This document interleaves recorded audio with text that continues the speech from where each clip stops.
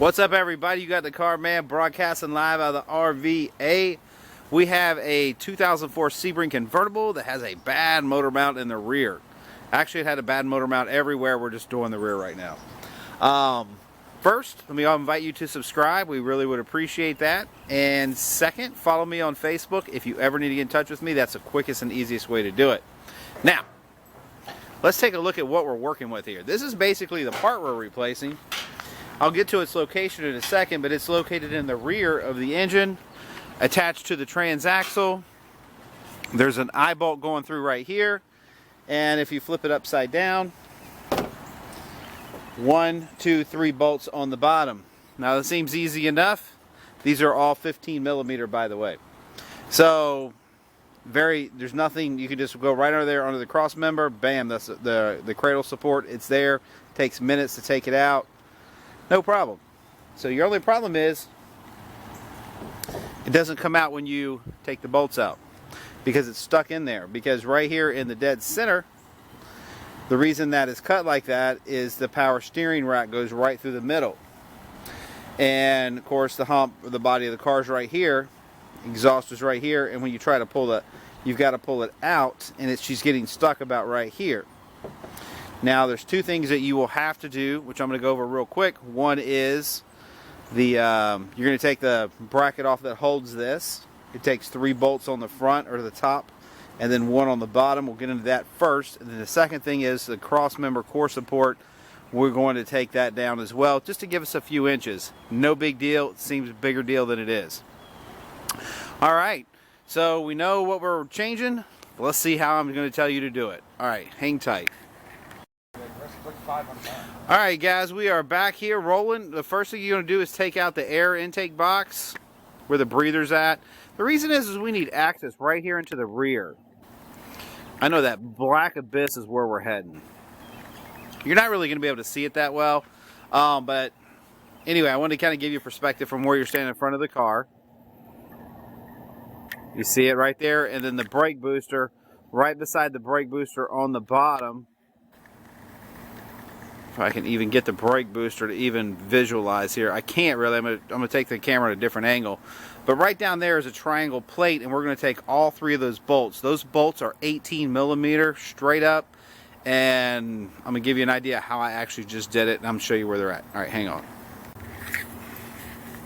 All right, guys, try not to make you drunk, but you're going to need a breaker bar for sure. These guys are short, but they are stout. Like I said, they are 18 millimeters, and you see them right here. That's the bolts. There'll be 3 of them. One of them's actually still in there. I left it in there so you could actually physically see it. I'm going to turn my phone light on because I've already killed my LED, and I'm out of range for my other one. So let me just see here. See if I can actually do this so you can see it. This bracket, this will not come out without this bracket. If you can figure out how to take this out without this bracket, please feel free to share. Okay, climbing. Okay. As you see the wrench, and then you see the socket and where it's going. Alright, that's where it's at. That's one of them, and there's 3 more. Dang. Looking for a good shot here. Don't know if there's one to be had. It's that black plate you're seeing on the bottom. You see the hole sitting there? That would be the one on the front. There's actually 3 sitting in a triangle. Actually, there's one, then one across from it. And then the one, if you look straight down by the brake booster, right where the ratchets or the wrench is at. The socket driver. Okay, and you see how I have this, you see how it's kind of lined up and pointed, and you see how I have this at the angle. And what I do here is, real simply, I put the breaker bar over that because, guys, I couldn't move it. I'm a pretty big guy. That sucker was in there. Alright, so that's how you take the 3 top ones out. Now let's go investigate what's going on under the bottom. Oh yeah, do be patient and you're going to bust your knuckles, but that's okay. That's what we're here for. Okay guys, I'm under the rear cradle, and first quick reference points, look for your A-frame, I'm sorry, You see it right here? I mean, I meant the control arm. It's called the A-frame. I don't know why I'm sticking. Anyway, so your control arm right here. That's the bolt. You don't have to worry about that one. You'll notice your sway bar right here. It has two. These are all 15mm bolts. Go ahead and loosen those. You see kind of how I have it. Let me see if I can get a light over there where you can actually physically see it.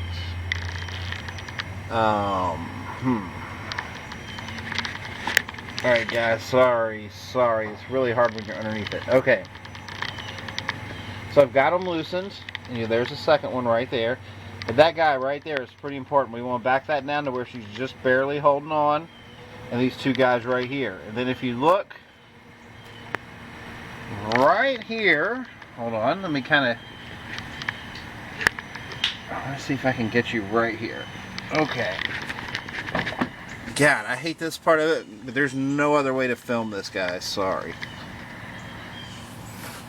I'm trying to get you up inside there. There it is.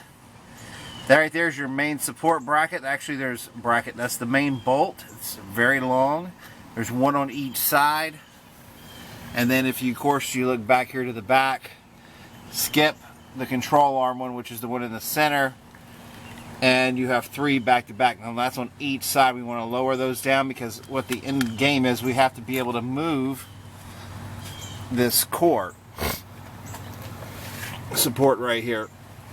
Cradle, whatever you want to call it. I think the actual name for Chrysler would be a cradle. Anyway, I was trying to get my hand out of the camera, holding it with my left hand. You see how I'm moving it? So it will move, and the reason is, once again, we do have the rack tying up our end game here. So, what is our end game? Now, if you look up here, you see the rack going across the black. Okay, well, dang it, guys, I am just running out of hands.